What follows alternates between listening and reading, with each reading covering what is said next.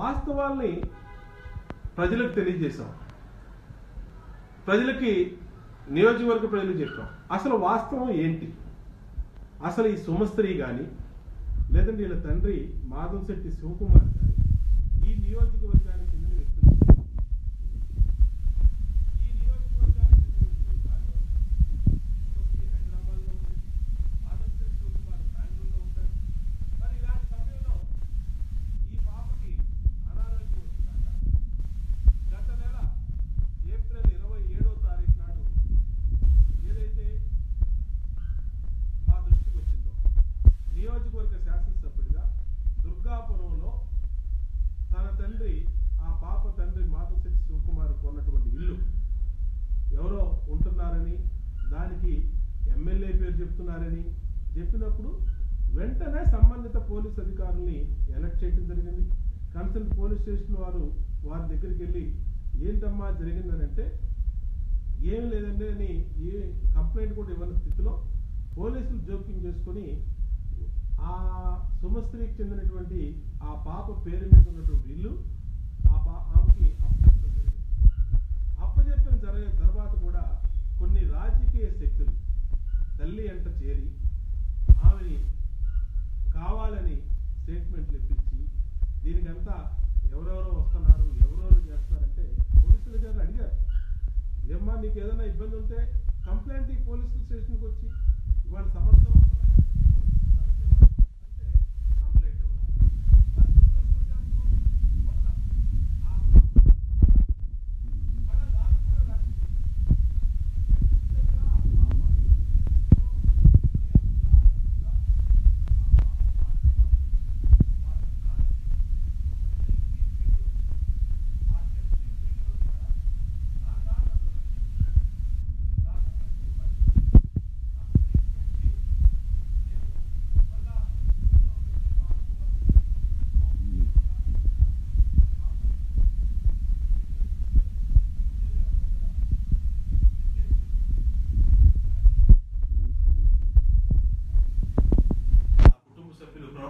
తీరు వల్ల ఆ పాప చనిపోవడం జరిగింది.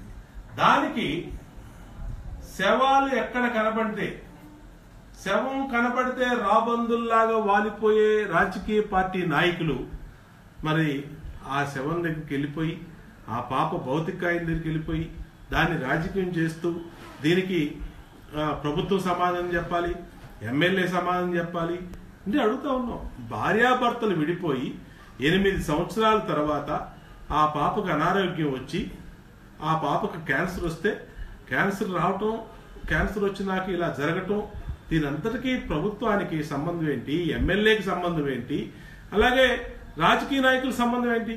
ఇద్దరు భార్యాభర్తల మధ్య జరిగినటువంటి ఘర్షణ వల్ల, వాళ్ళిద్దరూ విడిపోవటం వల్ల మరి అనారోగ్యంతో ఆ పాప క్యాన్సర్ రాకూడదు జబ్బు ఆ పాపకు వచ్చి చనిపోతే మరి ఎందుకు ఇట్లా చేస్తా ఉన్నారు?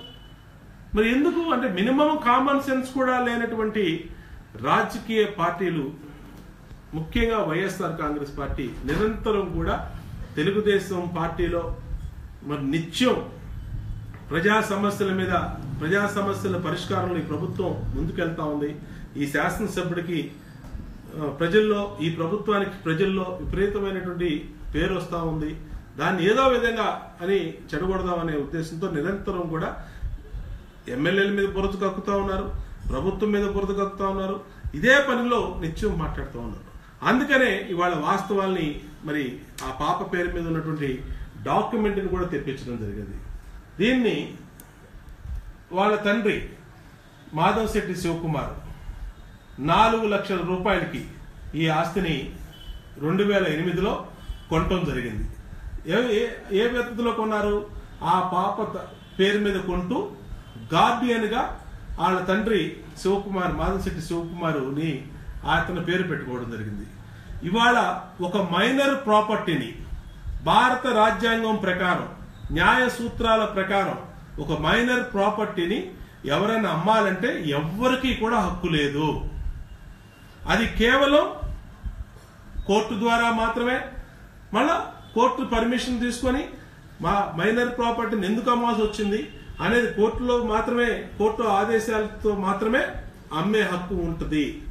ఇది మినిమం జ్ఞానం లేనటువంటి వాళ్ళు ఎందుకు ఆరోపణలు చేస్తారో తెలియదు, ఎందుకు ఈ విధంగా మాట్లాడతారో తెలియదు. అందుకనే వాస్తవాల్ని ఇవాళ డాక్యుమెంట్ని కూడా తెప్పించి ప్రజలకి తెలియజేయాలనే ఉద్దేశంతోనే ఇవాళ డాక్యుమెంట్ని కూడా తెప్పించాం.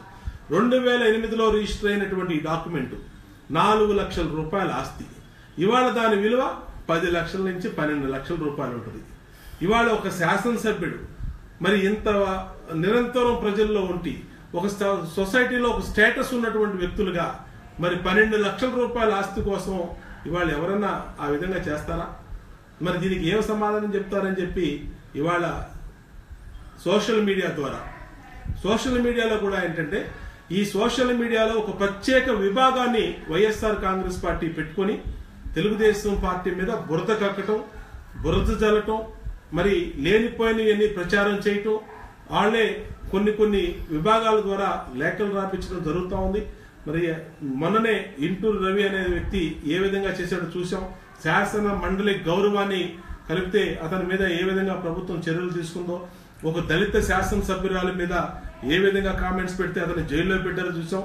ఇవన్నీ కూడా ప్రజలకు వాస్తవాలు తెలియాలనే ఉద్దేశంతో మరి రికార్డ్స్ అన్ని కూడా తెప్పించడం జరిగింది.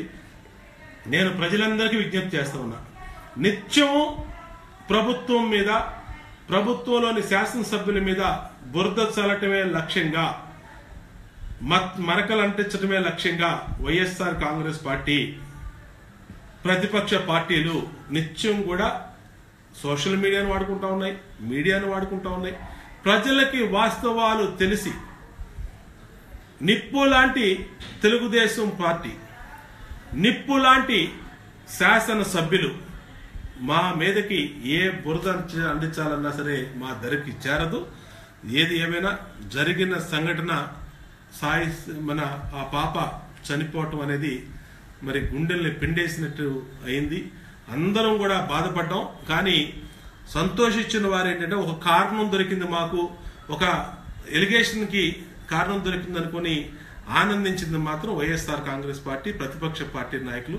వాళ్ళందరికీ కూడా విజ్ఞప్తి చేస్తా ఉన్నా, ఇవాళ శవాల్ని అడ్డు పెట్టుకొని రాజకీయం చేసే నీచ సంస్కృతికి దిగజారద్దని కూడా విజ్ఞప్తి చేస్తూ మా నియోజకవర్గ ప్రజలకి, రాష్ట్ర ప్రజలకి, మా అభిమానులకి, స్నేహితులకి ఎప్పుడూ కూడా నిప్పులాగా నిజాయితీగా బతకటమే తెలిసినటువంటి నేను ఏ తప్పు చేయనని కూడా, ఏ తప్పు జరగదని కూడా ఈ సందర్భంగా తెలియజేస్తా ఉన్నా.